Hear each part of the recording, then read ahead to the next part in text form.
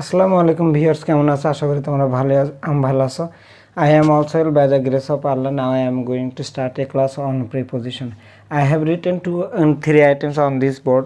One is at, in, on, and after this we can see that there is place, there is vehicle,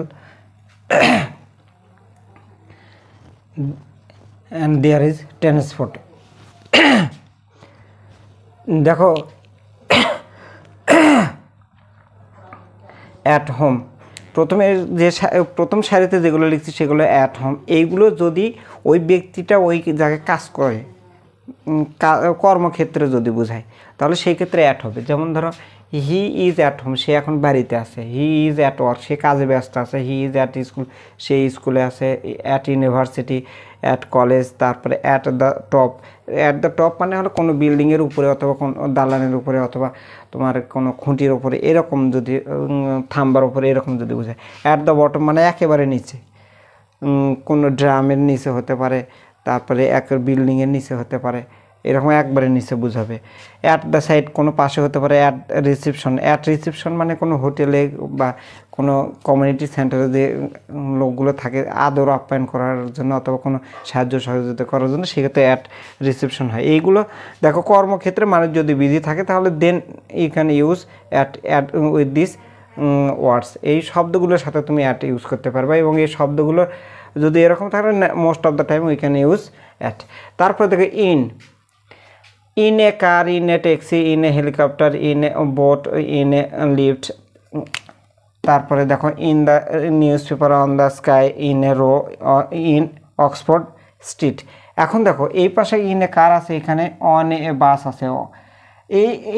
এইগুলো মনে করো transport, but এইগুলো transport, কিন্তু এই দুটোর মধ্যে পার্থক্য কোন জায়গায়?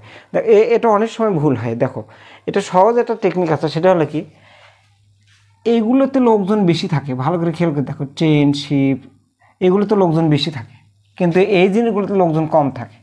হেলিকপ্টার, বোট, এগুলো কম থাকে। দেখো, বোটে কিন্তু লোকজন কম থাকে, শিপে কিন্তু লোক বেশি থাকে। হেলিকপ্টারে কম, ট্রেনে বেশি, ট্যাক্সিতে কম, প্লেনে বেশি, কারে কম, বাসে বেশি।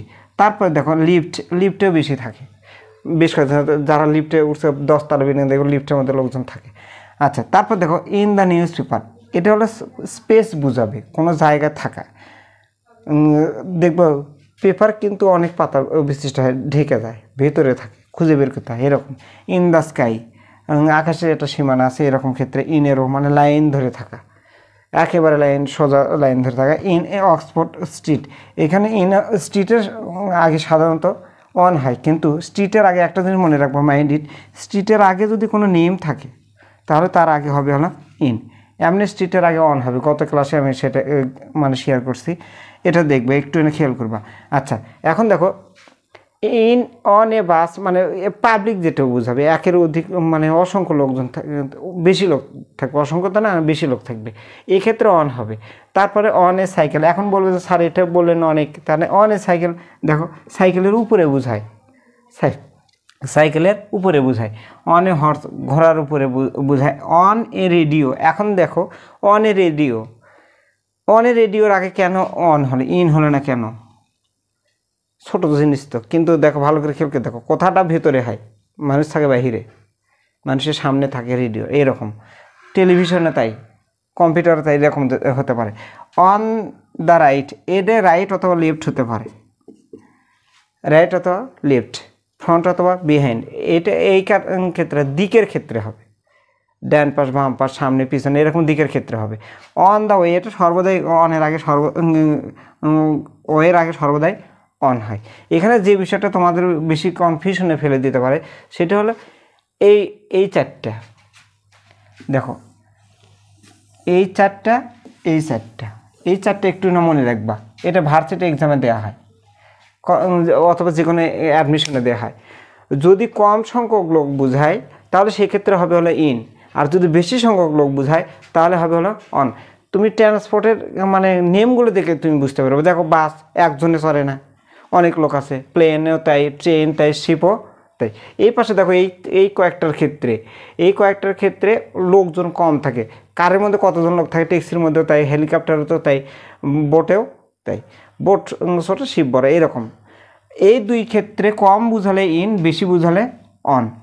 আচ্ছা, তারপরে দেখো এই পাশে যে কর্মক্ষেত্র যদি বোঝায়, এগুলো দ্বারা যদি কর্মক্ষেত্র বোঝায় তাহলে সেই ক্ষেত্রে হবে হলো এই কয়টা কর্মক্ষেত্রের জন্য হবে হলো অ্যাট।